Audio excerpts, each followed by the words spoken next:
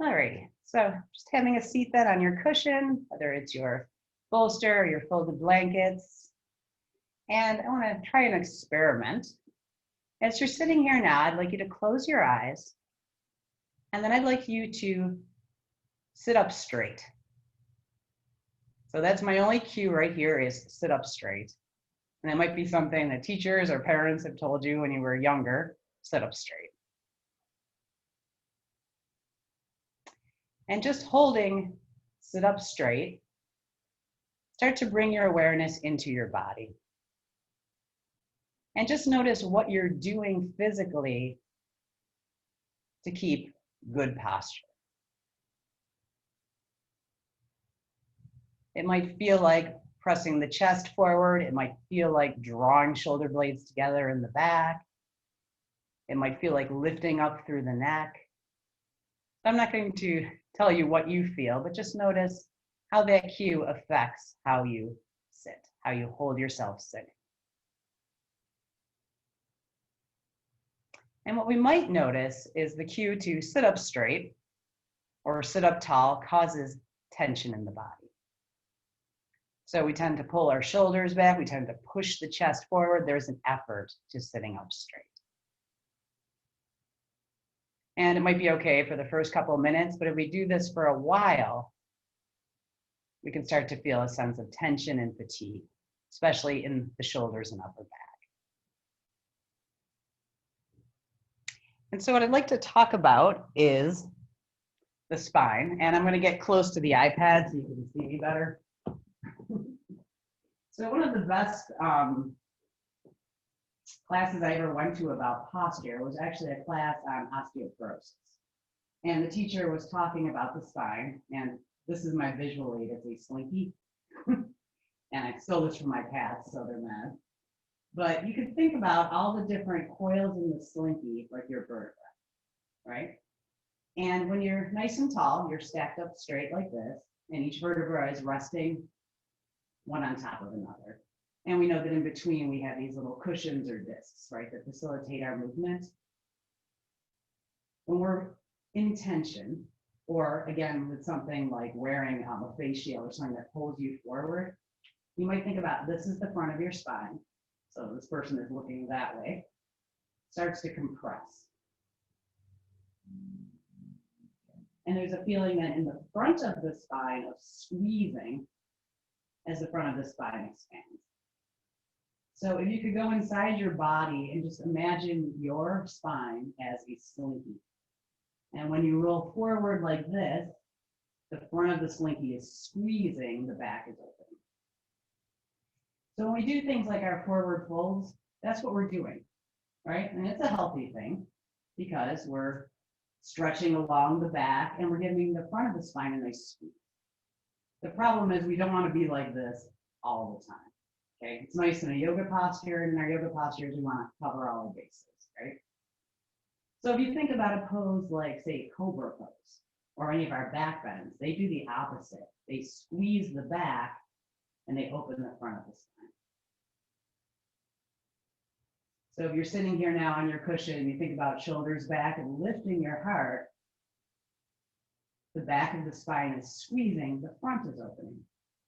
And until I took that class, I never thought about my spine as having a front. All right, when you think about your back, your awareness usually travels down in your back.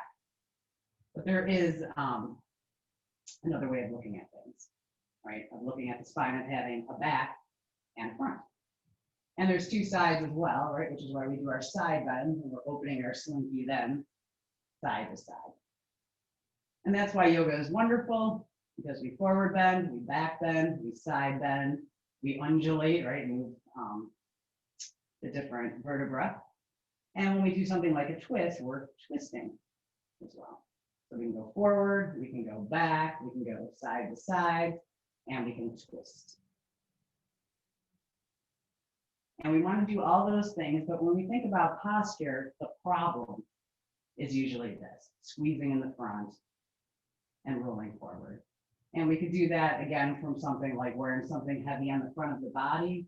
Most often it's learned tension. So we talk about that fight or flight response, right? When we're anxious, when we're tense, when we're scared, we roll forward. And that's the idea of protecting the front of the body, right? The heart is vulnerable, the belly is vulnerable, the face. So rolling forward is a defense mechanism. And the more tension we have, the more we get used to living in tension or fear, the more this becomes normal. And you can imagine that after a while, it has all kinds of really bad physical effects. So one thing, of course, is it starts to cause pain in the back, degeneration of the discs in the front because they're being squeezed all the time. And then the neck that's on top of this is forward as well. So my head, which is a very heavy thing, think how heavy your skull is, instead of being balanced, is now forward. So the muscles in the back of your neck are also straining and holding, keep that head out in space. Okay, that makes sense to everybody? Yeah. Okay, good. So what I'd like you to try now is, again, sit on your cushion, close your eyes, bring your awareness inside your body, and instead of thinking of the cue, sit up straight, think of the cue, open the front of your spine.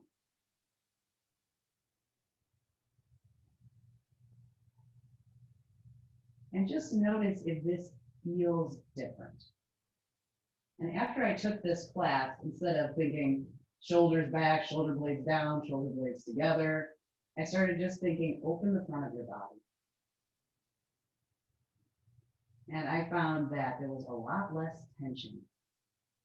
So I like the cue, open the front of your spine, and you can understand that like the image of the slinky, or the idea of open the heart. And I find that these are much better, not only in a yoga class, but all day long. To think to yourself, open the heart or open the front of the spine. And one of those will probably resonate with you better. So it's going to take maybe experimenting with both, which one helps. And I find that when I open the front of my spine, it's very relaxed. Just a gentle lift in the heart. My shoulders, rather than tensing and pulling, are just falling back. So when we have tension, when we have injury and fatigue in the body, stretching is great, but stretching is just something we're kind of doing in our yoga class, and it can't fix everything. So you definitely want to stretch. You want to become aware of what you're feeling in the body. You want to start to lengthen those muscles. But then the other 23 hours that you're not doing yoga, you need to think about how to hold yourself. Okay, so you're standing over the kitchen sink, you're standing in that huge line at Wegmans, you're driving your car, you're watching TV, open the front of the spine. Okay. So I'm going to try to think about bringing that cue forward. So that's a wonderful thing to do all those waking hours. And another thing you can do is you can take advantage of those 7 or 8 hours that you're sleeping. So when you lie down in bed, you can prop your body as well. So I'm going to go grab one of our cushions.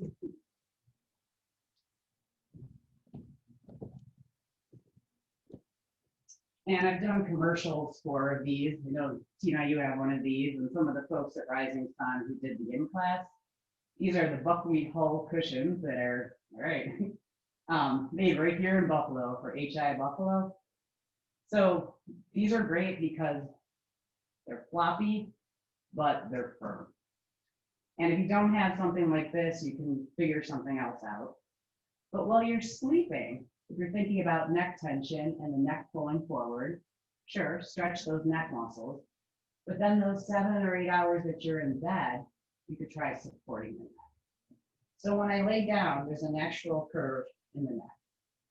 And if I was to put something back there and kind of feed it in, those muscles could rest. Okay, so even when you're lying down and it's supposed to be time to rest your body, there can still be that tightening and tension in the back of the neck. You're not really letting those muscles rest. So support like this is great. If you have a nice soft feather pillow that you can kind of bunch up in there, then the neck can let go, because you might be holding your neck in bed. So You're not a back sleeper. You might start out like this and then eventually throw it on the floor and lay on your side to go to sleep. But you could at least start out in that position. Okay. This is also nice for upper body posture between your shoulder blades. So I could take it and just place it in my upper back. And it just goes in the space between your shoulder blades. And we do this in class sometimes when we all have a Mexican blanket for sure, right? We'll roll the blanket into a tube and we'll lie down over the blanket. You can do that with a Mexican blanket in your bed. You can do it with one of these in your bed. And again, they'll give you a passive stretch and you stay on your back for a few hours, maybe for quite a while, right? So there's the idea then with this kind of tension that we're stretching for sure. We're also resting it. Resting it in bed, resting it during the day. Okay, that makes sense to everybody? Yeah. All right, good. Put my thumb there. All right, so sitting on your cushion. So what I've actually been doing, because I know I've been talking a little bit over the course of this class and a little at the end of the gentle class about my knee stuff. So when I've been going to bed at night, I've been putting a long pillow under my knees. So this helps because it keeps my knees a little bent. I'm not locking my knees in my sleep. And it also really rests my hips. So knees and hips are really linked, right? Especially when it comes to injury and pain. So I find that when I lift my knees a little over that pillow, my hip joints really settle in nicely. And that's been a good way for me to sleep. And then, in the middle of the night, if I want to change position, I'll push the pillow out on the floor. Alrighty, so sitting up nice and tall, opening the front of the spine. Let's bring the shoulders up to the ears and press back, release down, and roll forward. So just start some nice slow shoulder rotations. Yeah, just working in and seeing what you feel. And little places of clicking, little sweet spots. Good. And just working through them. Inhale up, press back. Exhale down. And good. Take about 3 more just like this.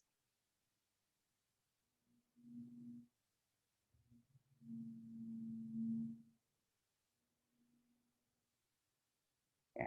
And the perfect place to be. Shoulders are up, squished up by the ears. Press back and then feel how your shoulder blades slide together. And then just relax down. Okay, front of the spine is open, the heart is gently lifted. Fingertips now to the shoulders, elbows close in front. And again, we'll move with the breath. Inhale, elbows up.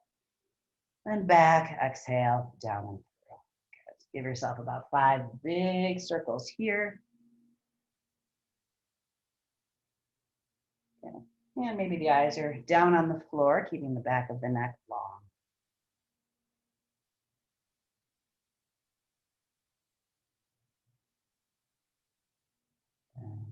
Inhale and lift. Exhale.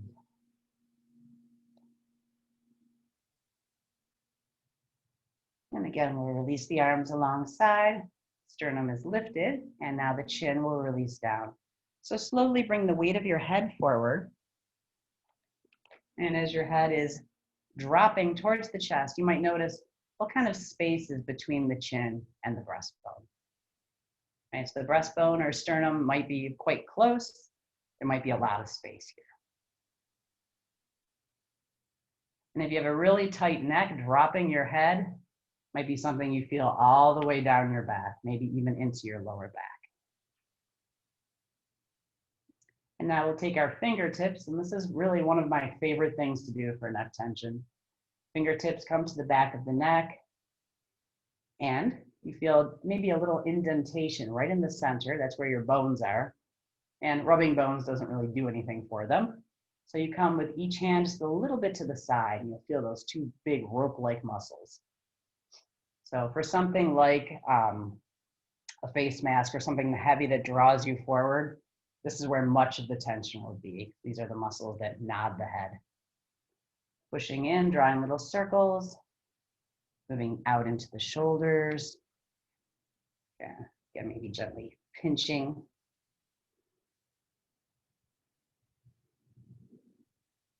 And you might find as you're doing this, as you're releasing tension, your breath is deeper.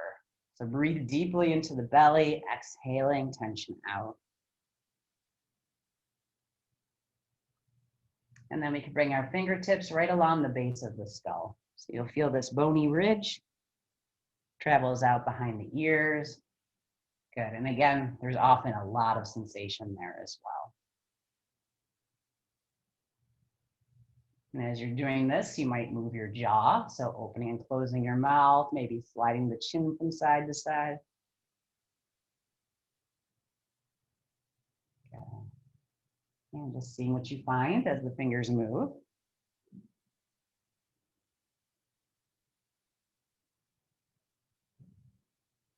Good. Let's bring the hands now to the front of the face. Heels of the hands to the forehead. Press in, draw circles here. Excuse me. And we're moving down towards the eyebrows, out towards the side of the head.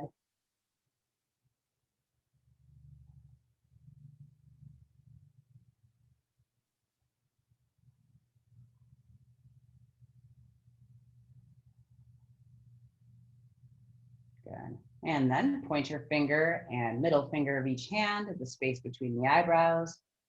Again, press in and drag the fingers down the sides of the nose, out across the cheekbones. And just do that 2 or 3 times.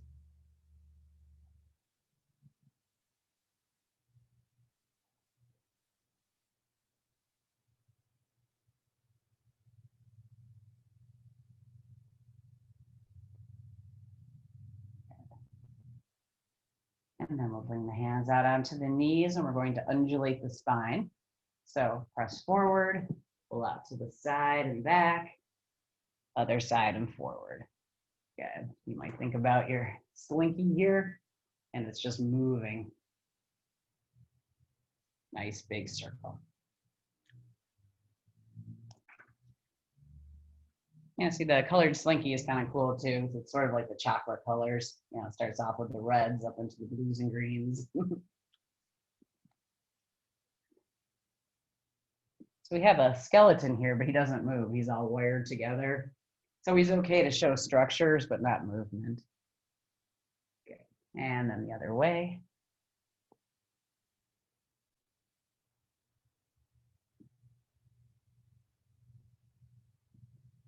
One more big circle.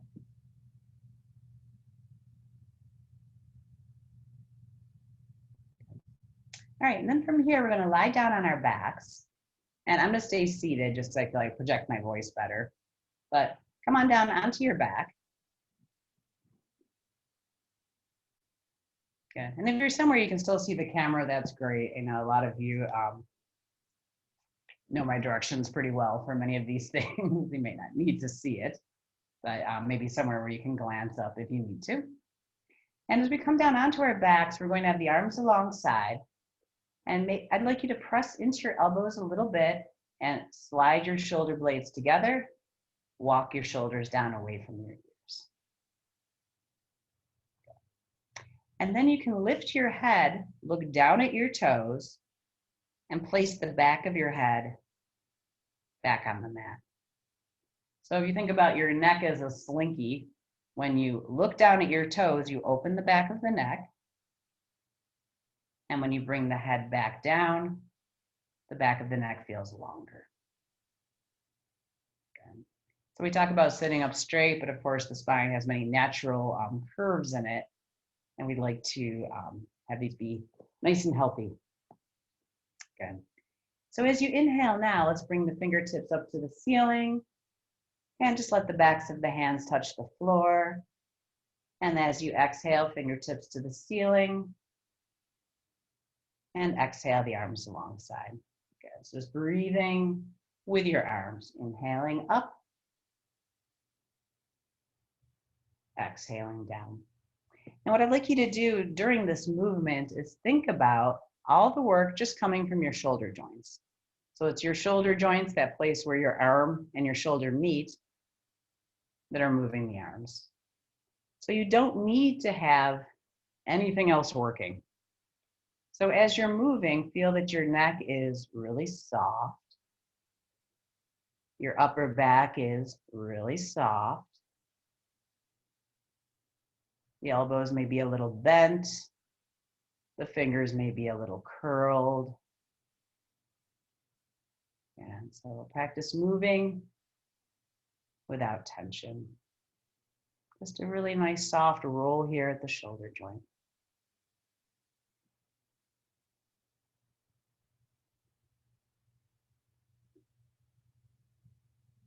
And the next time that your hands are touching the floor over your head, we'll interlace the fingers. And now straighten the elbows, press the palms away from the crown. Good. At the same time, press through your heels, and here you feel your slinky lengthening. All right, so can you create some space between all those vertebrae? Take a nice big inhalation here, fill the chest, fill the belly, and then as you exhale, arms come up and back alongside. Good. This time we'll have the palms down, and just thinking about your feet, we're gonna flex and point the toes, roll the ankle joints. Good. So another thing we do sometimes when certain parts of the body are a little injured or very tense is we stop moving. We'll tend to hold and protect those spaces. And obviously, you know, we don't have the full range of movement there when we are injured, but we got to keep moving. That means we move a little smaller, slower, but still move. So I found that during my knee injury, I'm still working with the left side of my body, but I was so careful on that side. But the left side didn't get a break. It still had to work through some like lunges and hip openers, just in a very gentle way. And then relax your legs. So let's take a few side bends now. We're going to interlace the fingers, bring the hands behind the head. Good. And then we'll lift the head and shoulders. Let's side bend to the left. Head down, elbows open. Good. So again, if you think about your spine as a slinky, the slinky is opening on the right side. And now walk your left leg an inch or two to the left. Right foot comes to meet it. The body is in a letter C.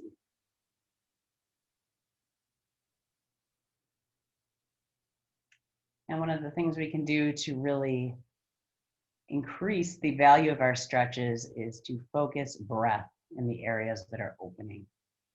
So here, notice if you can breathe into the right shoulder joint, the right side of the rib cage, the right side of the waist. So with every inhalation, creating space.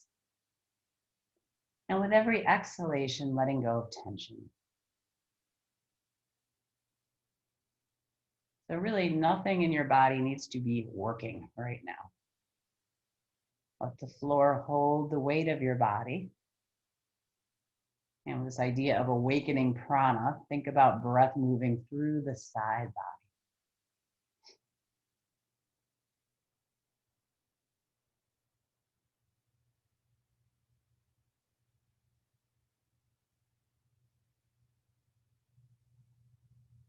Okay. And then let's lift the head and shoulders, come back to center, and walk your feet back to the center of your mat. And we'll side bend the other way. So again, head and shoulders lift, head and shoulders slide to the right, head down, elbows open. And then walking your feet to the right just a little bit. And now bring your awareness into the left side of your body, and we're breathing into the left shoulder joint, left side of the rib cage, left side of the waist. So again, seeing your slinky spine here, we're squeezing on the right side and opening on the left side.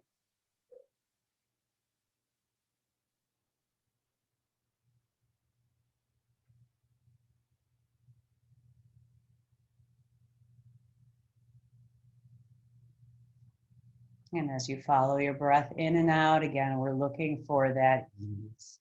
So nothing needs to be working here. When we're stretching on the floor, these are wonderful passive stretches, just following the breath.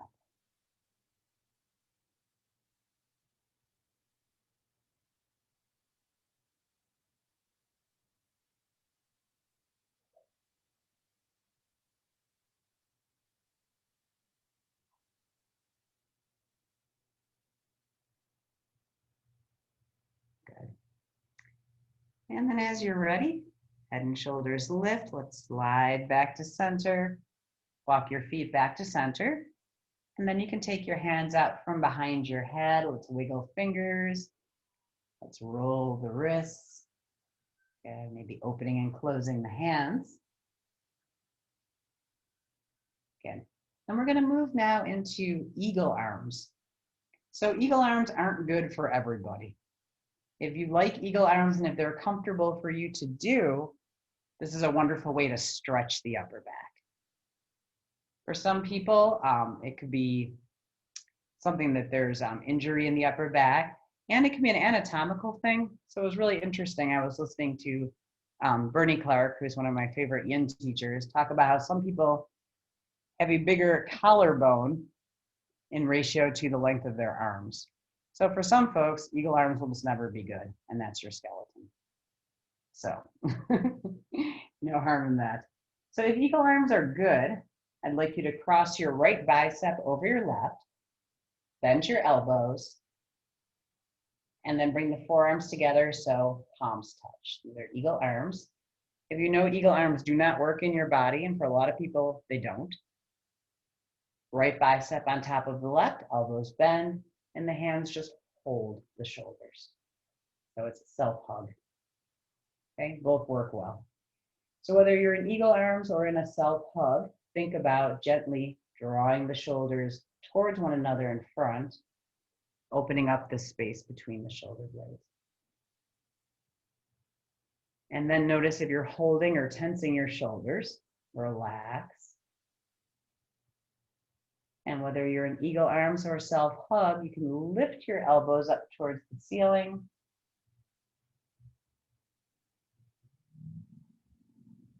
And start to direct your breath into the space between the shoulder blades. So again, you might find that the inhalation stretches and opens the upper back. The exhalation removes tension. So exhaling out any tightness.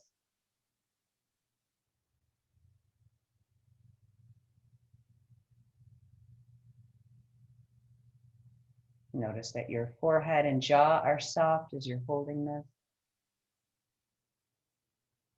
The breath is long in and out through the nose.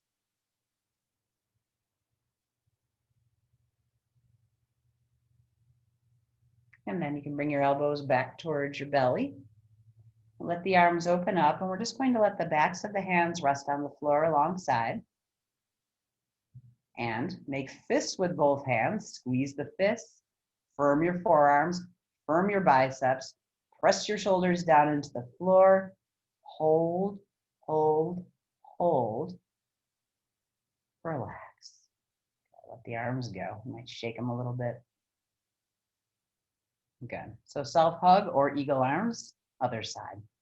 Bringing the arms across the body. Now the left bicep is on top.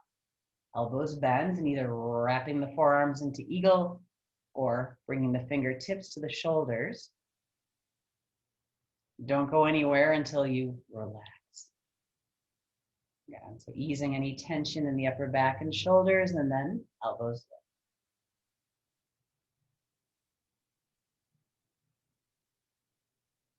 lift. Okay. And in this position, your inner elbows are kind of falling towards your face. Again, you're breathing into the space between the shoulder blades. So again, as we think about body awareness, it might be a new thing to think about your spine as having a front. It's also interesting to think about the heart chakra as having a back. So we know that the chakras are actually spherical and that they radiate in all directions.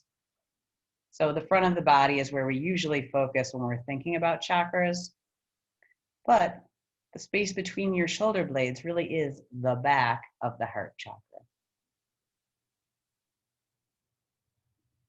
So this is a very sensitive place energetically. And we're breathing energy in, breathing tension out.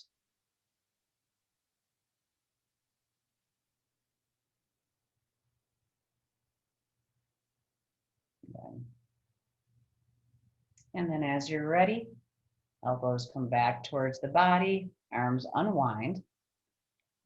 Good. And everybody is looking up at the ceiling of their home, so nobody can see you.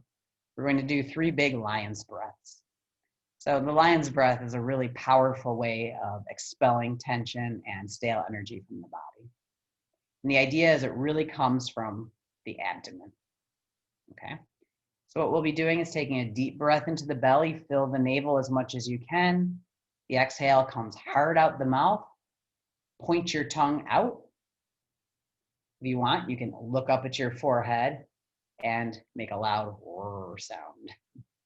So when you're ready, inhale, fill.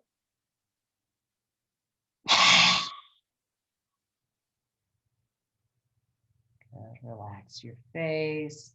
Begin that inhale again.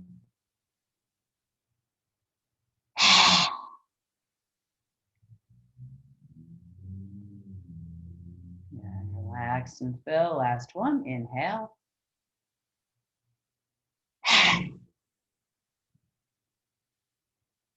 And relax.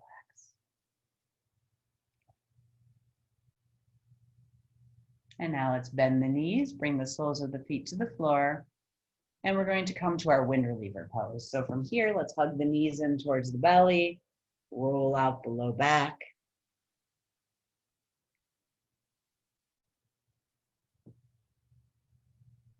Okay. And then moving from wind reliever to the rock around the clock motion. So now we're holding the kneecaps, imagining the face of a clock up on the ceiling and both knees move together. And rolling out the low back, rolling out the sacral area.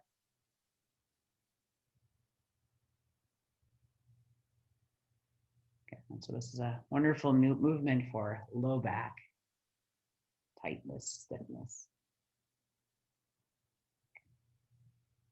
And then whenever you're ready, you can roll yourself back up to seated. If you want to come back up on your cushion, again, we'll be sitting up, front of the spine open. And just imagine that opening the front of the spine takes no effort. Okay. And so we did this neck massage down those big muscles that move through the back of the neck. Another place to look are to the muscles that run along the side of the neck. So again, we're sitting up tall, we're looking forward. And now we're going to turn the head about 45 degrees to the left. And then drop your chin down towards your collarbone. Okay. So my chin is dropping towards my left collarbone. I'm dropping my right shoulder. And you might already feel where this is activating along the right side of the neck. So take your left hand up behind your right ear. Again, the pointer finger and middle finger. And we're going to draw little circles down this muscle that runs through the side of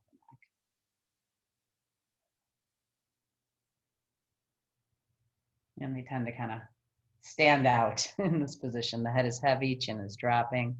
You might like circles. You might like drawing the fingers up and down.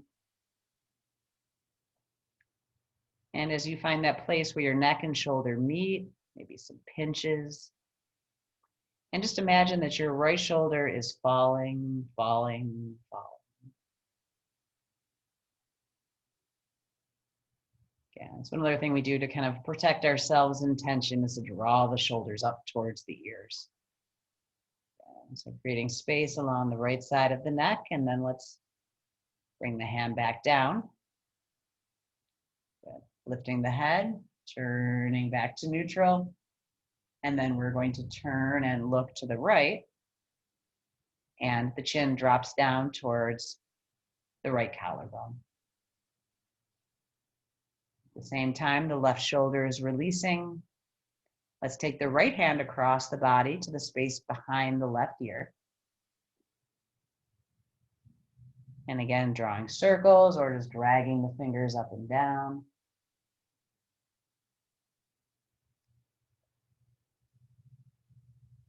Pinching that place where shoulders and neck meet.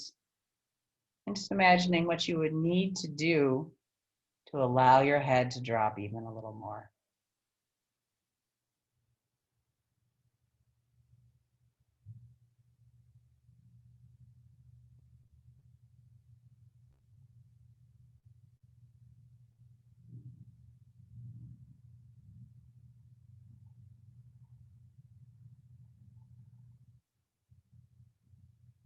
Left shoulders falling.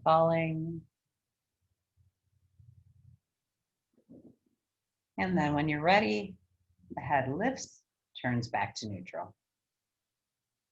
So if we're up high on something like a bolster, we're going to come down lower. If you're on one folded blanket, you're fine. Okay, and we're going to try our butterfly pose 2 different ways, with a roll forward and with a roll back. So we're going to start by bringing the soles of the feet together.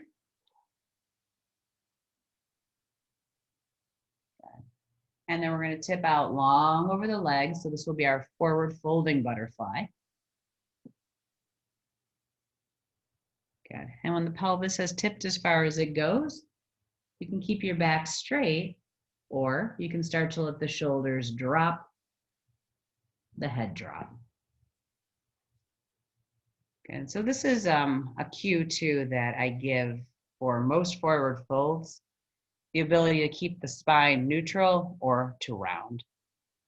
So normally, when I first started teaching, I always had everybody round in forward folds, whether they're standing or seated. And I love rounding in forward folds. But for some people, it can cause dizziness, dropping the head. These are all things I learned later on. And for some people, it can constrict breathing.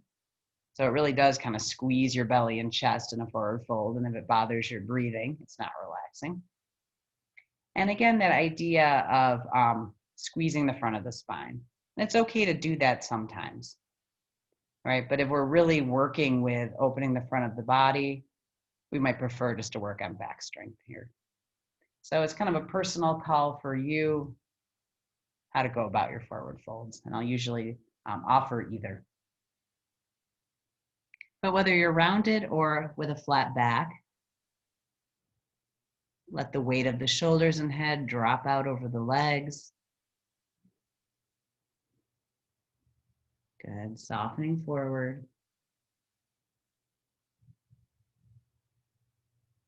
And as you relax the belly, notice the movement of your breath. As the belly fills on the inhalation, you might lift a little bit. And as you exhale, you might drop in a little more. So if you can let your upper body kind of float with your breath, that means you're soft. And belly fills, floating up. Belly empties, dropping in.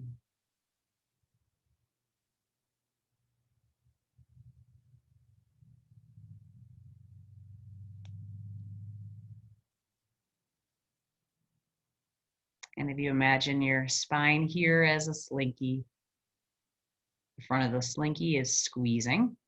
Again, squeezing is good, as long as it's not all the time. If it's part of our postures, this is good for the discs. Get a little bit of a nice massage, a nice squeeze here. You can imagine the vertebra in the back of the body, open, creating space.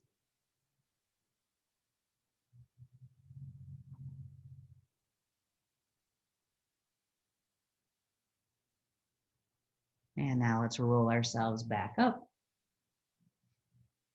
And we're going to keep our feet in this position. So we're still in our butterfly pose, but now we're going to think about the slinky opening in front and squeezing in the back. So the hands come behind the body, lean your weight back into your hands, lift your heart and look at the ceiling. Okay. So for most of us, dropping your head back isn't comfortable. It might be too much of a squeeze in the back of the neck. So just looking up at the ceiling, feeling the front of the spine.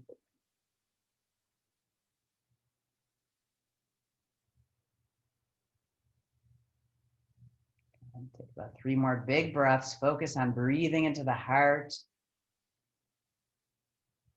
Focus on the belly really filling.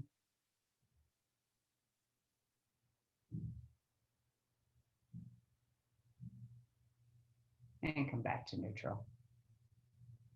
Okay, so now your slinky is neutral, it's stacked. Bring the legs out in front. Again, let's wiggle the toes, roll the ankles. And we're gonna come down onto our bellies. And once you're down on your belly, we're going to think about Sphinx pose.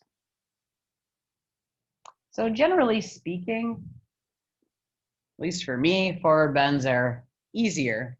And forward bends are said to be a little bit more reflective and quiet. Back bends are energizing and they usually take a little more effort. That's just true. So we're going to come up into our Sphinx pose from here. And in Sphinx pose, the basic variation is elbows under the shoulders. But you need to pay attention to the squeeze in your low back and decide if it's too much to have your upper body lower. So if that's the case, pointer fingers and thumbs touch, elbows come out, and I'm a bit lower.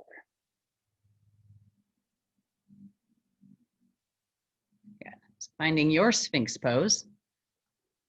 And again, if we think about our slinky and what it's doing in the Sphinx pose, this is a beautiful front of the spine opener. And cobra pose is too, especially a supported cobra, what a big opening that is in the front of the body. The problem with something like cobra is you really can't hold it for more than a minute or so. Even that's a lot because of all the weight in the arms, right? Because you're up on your hands. Sphinx is a yin pose, which means we can hold it longer. Right? Our yin poses don't take as much effort to be in. But at the same time, they're strong. So we want to stay strong in the shoulders. We're not dropping down into shoulder joints and being sloppy, right? We're nice and tall. And if you close your eyes now, think about the front of the spine opening and this nice little squeeze through the back of the spine.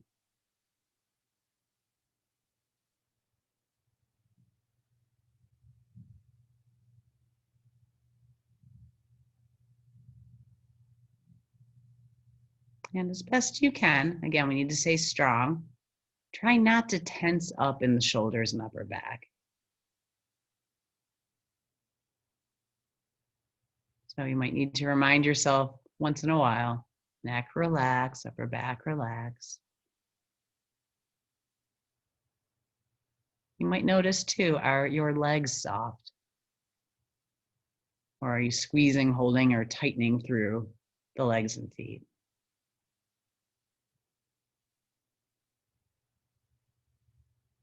Yeah, if anything starts to hurt, of course, come lower, rest. If you're okay, let's move now to 7 ocean breaths. So in the ocean breath, we're constricting the throat a little bit. It's our ujjayi breath.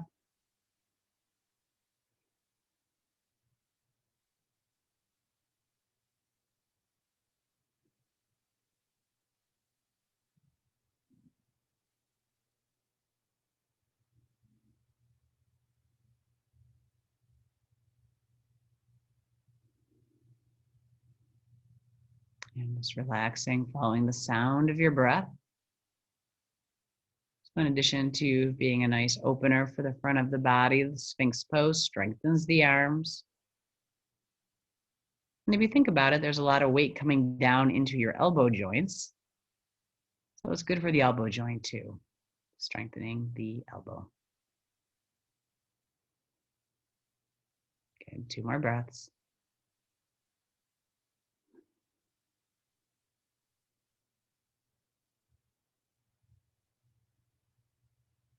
And then relax the head. So you're looking down at the floor. Hands are going to come back and we're going to push up and back into an open child's pose. So the transition of that might be through table, coming to table first. Big toes touch, knees open, and just settling the belly down into the space between the thighs.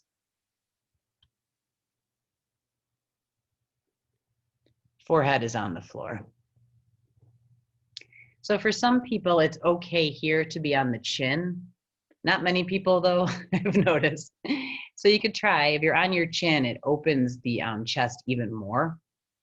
but you don't want to do that at the sake of hurting your neck.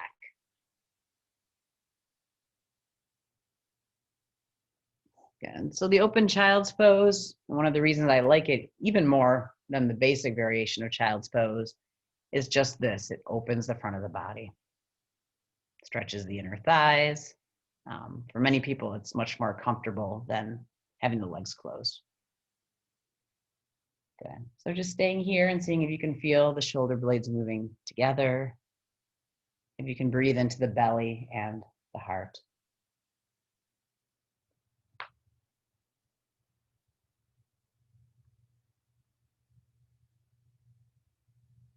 Good. And then start to walk your hands back towards the body. And we'll be coming up into table. And in your table position, your knees are under your hips, the wrists are under the shoulders. Allow your eyes to close. And now, again, think about your slinky as we move into cat and cow. So let's start with squeezing the front of the spine and opening the back of the spine. That would be our cat. So the sit bones will drop towards the back of the knees. We're arching along the back, hands are pressing in, head drops, and then just stay in your cat pose and just feel what's going on in your body. Back of the spine is open, the front is gently squeezing. And then slowly we're going to move into the cow position, which would be the opposite. So the sit bones start to lift up. Low belly falls, chest falls, and we're looking forward. Good. Feeling here the front of the spine open, gentle squeezing in the back of the spine. And now just keep moving on your own. So you can move very slowly if that feels good. If you'd like to move a little bit more quickly, you can move more quickly as well. So you don't need to be always dictated by the breath when you're doing your spinal wave or cat and cow. And if you think about what this motion is doing, it's one of the best things we do for our back. As long as we do it slowly and feeling what we're doing.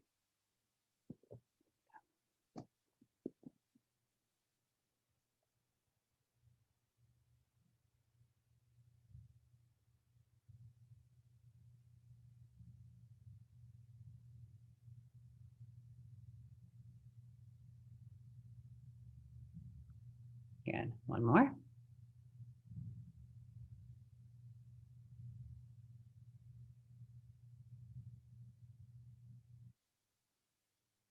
And then coming to a neutral spine, eyes are at the floor, toes turn under. Let's come up into down dog.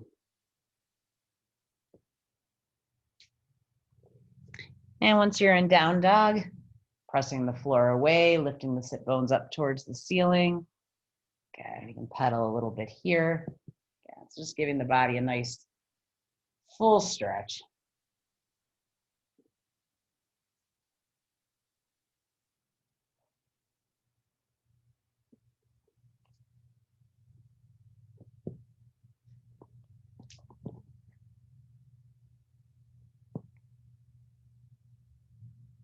And as you're ready, we'll be transitioning into ragdoll. So soften your knees, come up on your toes, start to walk your hands back towards your body.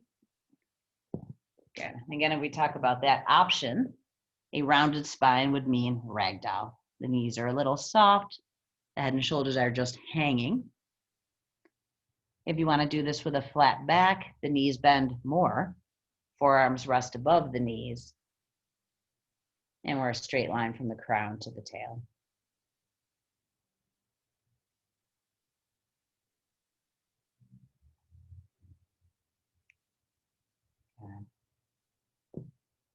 If you're in the flat back version of this, this is a back strengthener. If you're in ragdoll, this is a back lengthener. So think about if you put something heavy on the end of your slinky, that would be your head. It stretches the slinky open.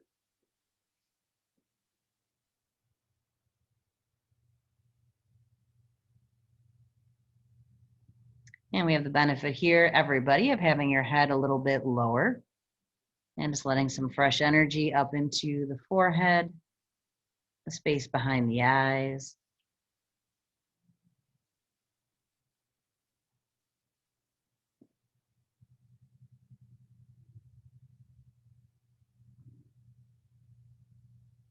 And then let's soften the knees and start to roll up. So restacking.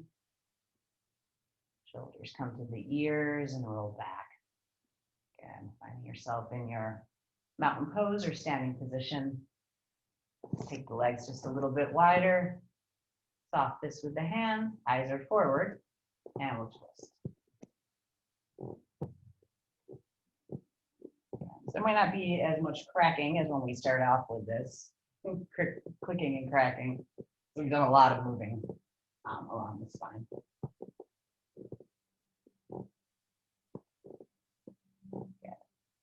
And then coming back to our mountain position, ankles are underneath the hips. We're going to interlace the fingers behind the back, and we're doing something that's usually called the chest expander. So fingers are interlaced. I'm going to think about my shoulders relaxing away from my ears, shoulder blades sliding together, elbows straightening. Good. So this can be it on its own. If you're comfortable, the arms might come up off the back. And the chest expander is one of the most well-known stretches for the upper body. It is, however, much more strong, right? So keep your elbows a little bit soft. Try not to bring tension into the shoulders. And relax, elbows bend. Let your hands just sit on the sacrum again. And then let's try this one more time. Shoulders are relaxed away from the ears, shoulder blades slide together. Elbows go as straight as they go, and then maybe arms come up off the back. Make sure you're looking straight ahead, keeping the neck neutral. And take about 3 big chest breaths.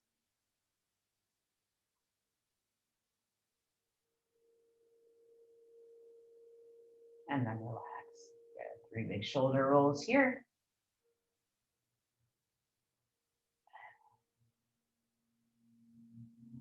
And we'll step just a little bit wider. The fingers are interlaced, resting on the sacrum.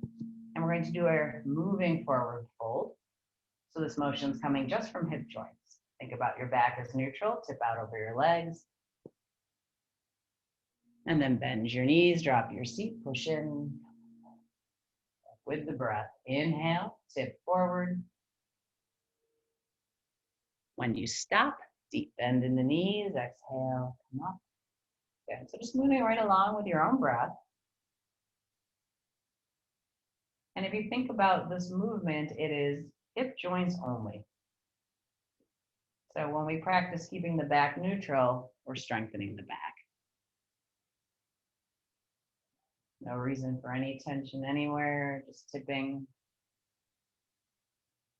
And then bending the knees.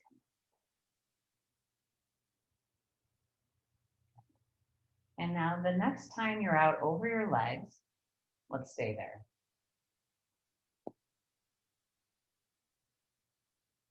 Good. And what I usually cue here is bring your shoulder blades together, keep your eyes on the floor as kind of an attempt to keep the spine neutral here.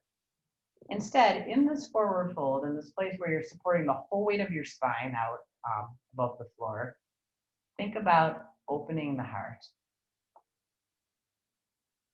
Think about opening the front of the spine.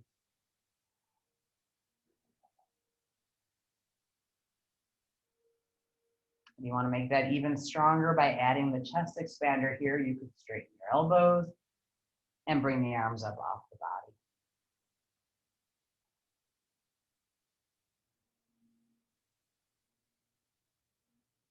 And then the hands come back down if they're up. Deep bend in your knees. Push in, come up.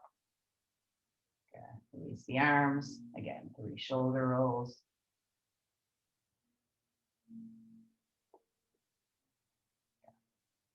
Shoulders come up to the ears. Hold here for a moment. Press back. And try drop. All right, let's do our ab squeezes here. Can't forget about that. So the knees are slightly bent, hands are resting above the knees. Take a moment to relax your lower back.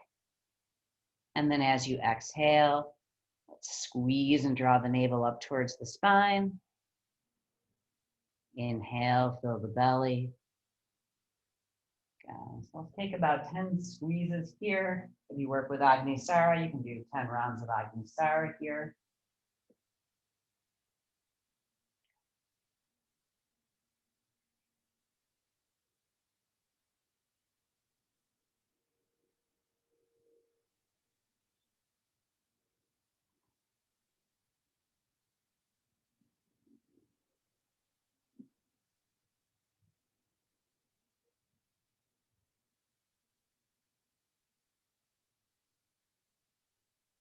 And whenever you get to 10, roll yourself back up and just practice your mountain pose.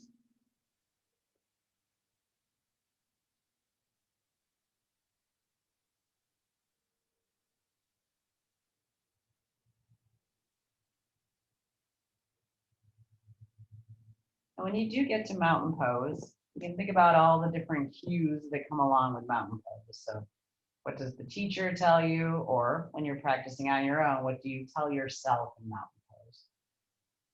Right? We sometimes tell ourselves things like lift through your crown, lift through your chest, draw your kneecaps up. And there's a lot of kind of like work we can do in mountain pose. So instead of all that, think about balancing over the arches of your feet, softening your whole body. Yeah, so you're that rag doll standing up. And now, open the front of the spine.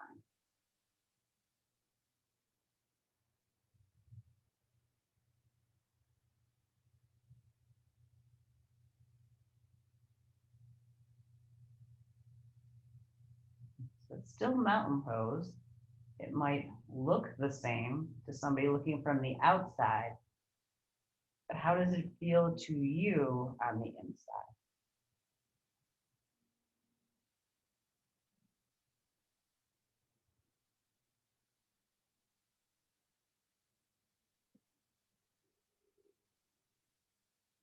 Letting your eyes now softly open. Inhale. Gather energy into the palms of your hands. Bring that energy above your crown. And then as you exhale, we're going to press down through the center line of the body. Fingertips are touching all the way to straight elbows. Good. 3 breaths, just like this. Inhale. And fingertips touch overhead. Exhale, press down the center line.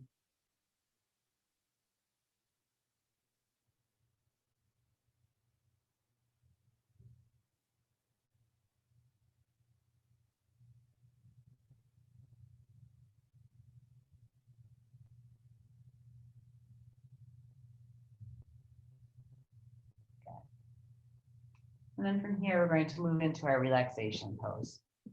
So as you come down on the floor now, if you do have these little buckwheat hull cushions, you might see what it's like to feed it onto your neck.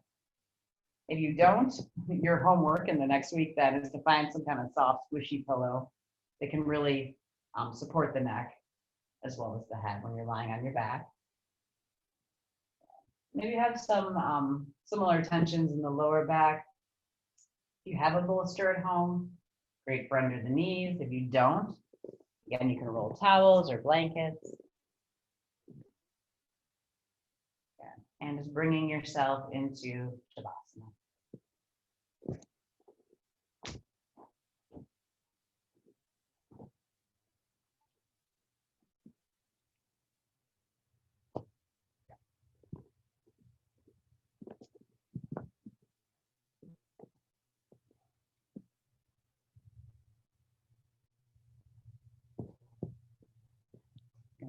Shoulders are rolled open. Arms rest on the floor along. Hands touching the mat or the carpet. You could think about those little cues of shoulders down, away from the ears, shoulder blades together, legs are long.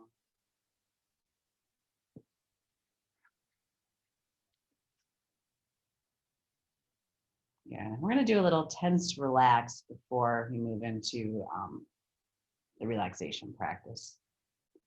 So I would like you to start by drawing your right hand into a fist and squeeze the right hand in a fist.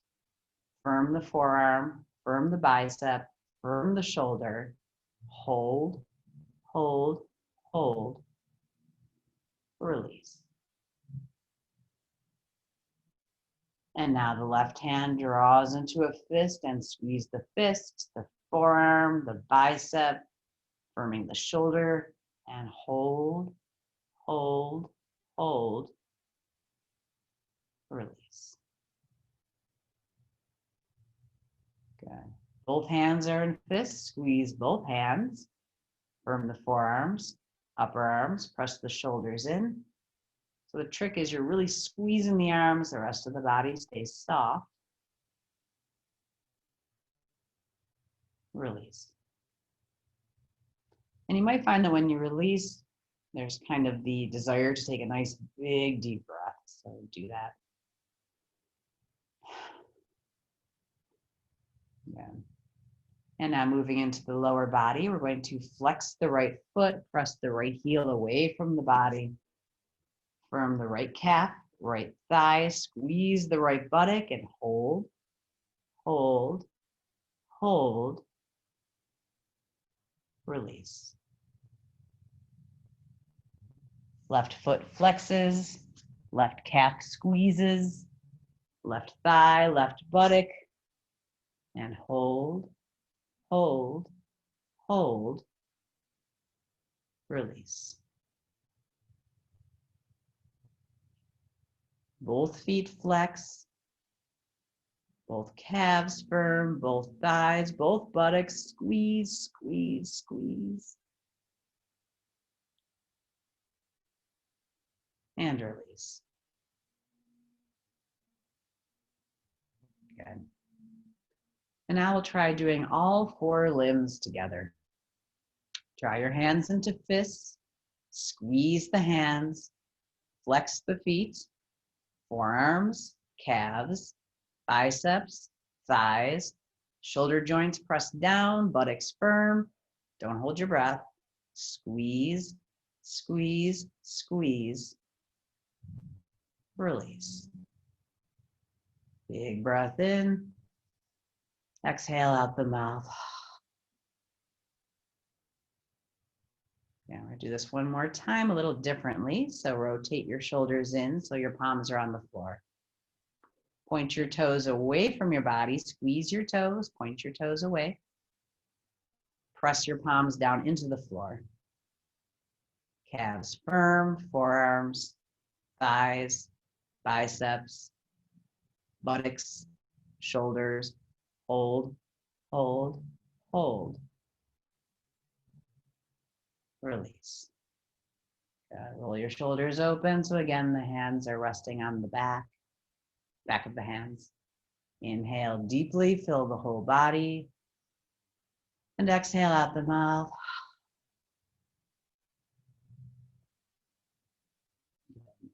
So the tense release practice is a really great way to bring awareness to the muscles. And when we allow them to really squeeze, we also allow them to really release. So now relax across your forehead. Soften the space around your eyes. Across your cheekbones. Around the ears and across the back of the head. Feel the weight of your head as it settles into your cushion, pillow, blanket. Relax into the sides of your neck, the back of your neck. Soften your throat. And as the throat softens, relax the insides of the cheeks, the tongue, and the roof of the mouth. For a few breaths here, feel the breath move in and out through the nose.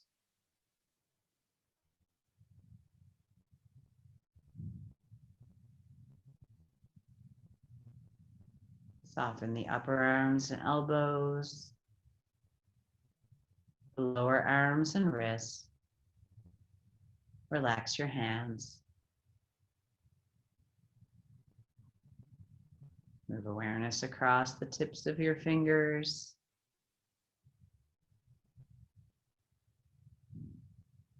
Again, into the palms of the hands.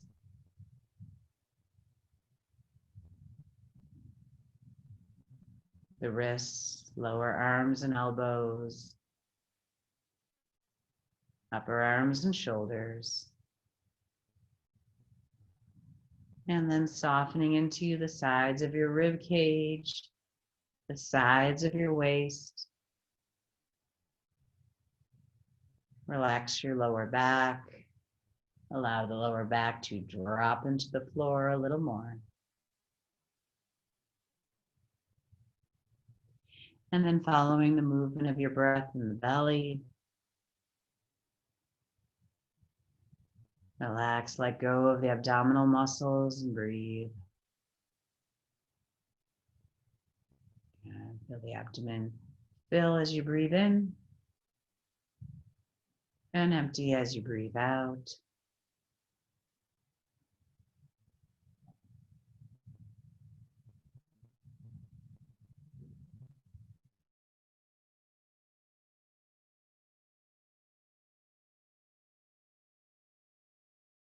Your hip joints,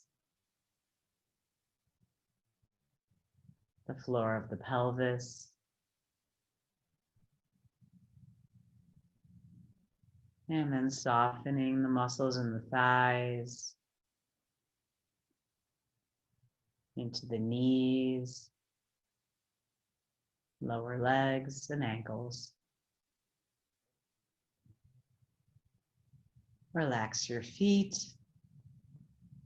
And as the feet let go, they might just point at the ceiling. They might point off in the right or left direction. So just let them fall where they fall.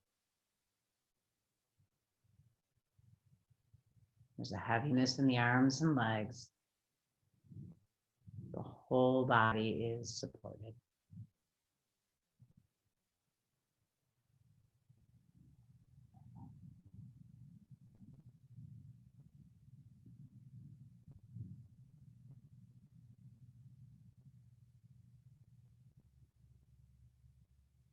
And then let's think about this center line from the pelvic floor to the crown of the head.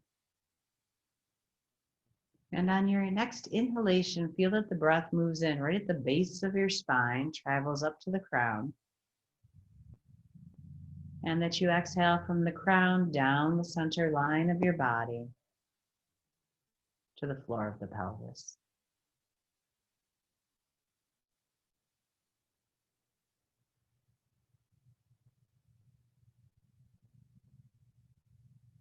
So as you're breathing, relax your eyes and forehead a little more. And just allow your attention, your mental attention, to follow along the breath.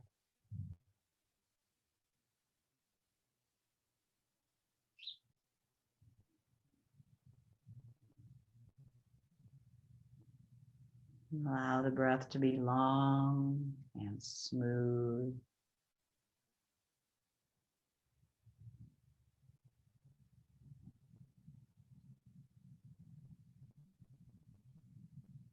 And there's no pause in the breath. So when the inhalation is fully gathered at the crown of your head, automatically it starts to drop down the body as the exhalation.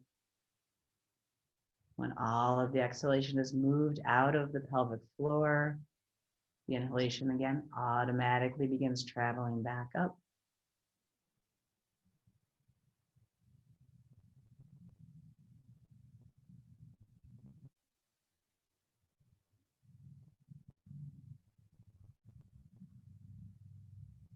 And so we initiate this kind of thoughtful breathing, but then start to see if you can kind of get out of the way.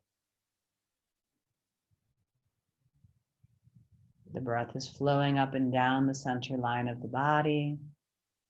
The mind is just relaxing and following that breath. And there's really nothing you need to do. So see if you can start to switch from doing this breath to just watching this breath.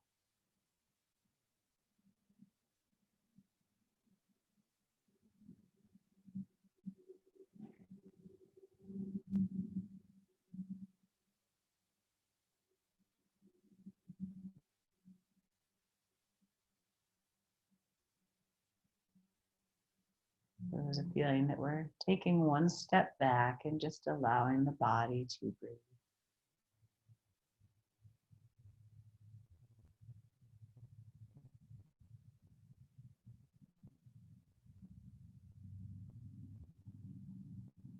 So this line that runs from the pelvic floor to the crown is the most important energy channel in the body. So just as the spine is so important anatomically, physically, the energy that travels along it is so important chronically. And we talk about moving prana through the body. And I'd like you to think about this breath moving up and down as just kind of cleansing that channel.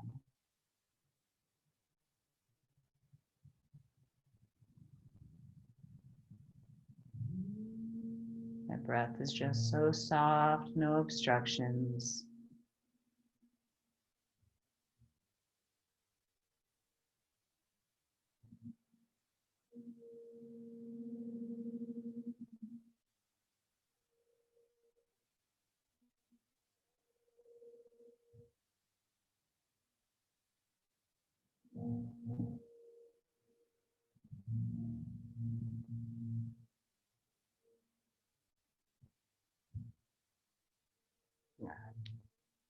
And now as you're ready, we're going to move to our seated position, just a moment. So being very gentle with yourself, you can roll to your side and just come to your meditation seat.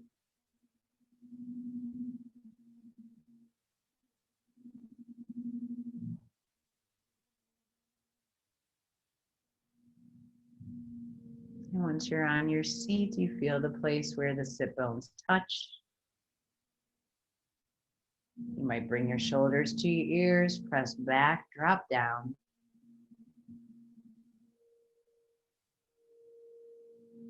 And then in your meditation seat, feel the front of the spine.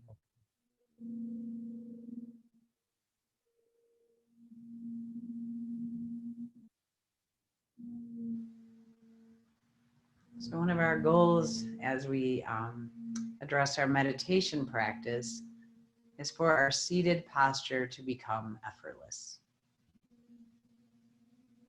So imagining that you could be seated and as comfortable as you are in Shavasana seems like a dream, but it is the dream of our yoga practice. And that's why we do so much work with the back.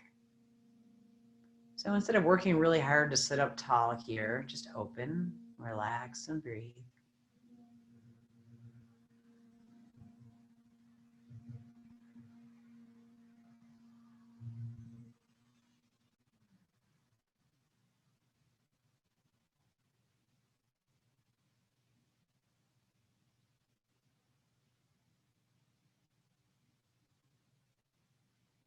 And just look for any places in your body where you're trying or using effort. Let it go.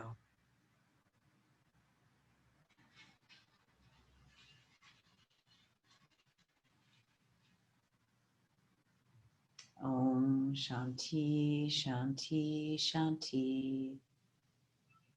Peace, peace, peace.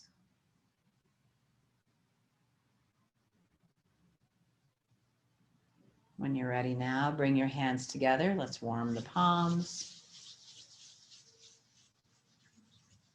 And we'll cup the hands over the eyes and allow the eyes to slowly open.